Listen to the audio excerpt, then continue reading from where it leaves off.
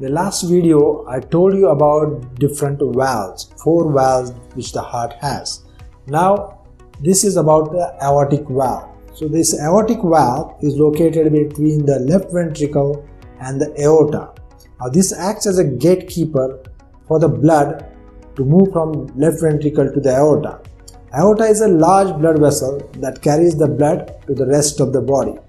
So what can happen is this valve can get diseased. So if you look here, this is how the normal valve looks. It has 1, 2 and 3 cusps, and this is how it looks when the valve is open.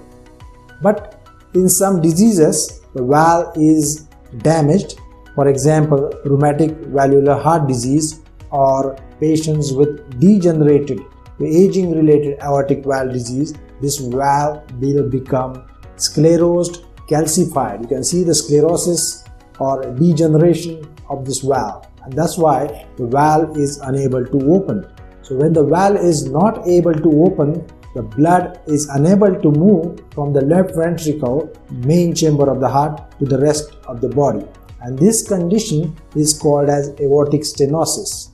There are also some conditions where the valve is unable to close properly, and these conditions are called aortic regurgitation conditions.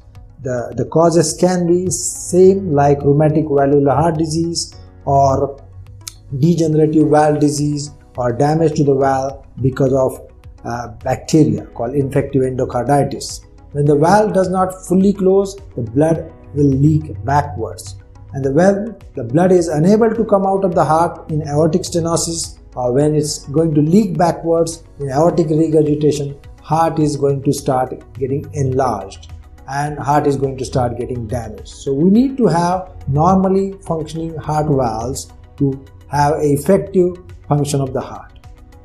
Thank you.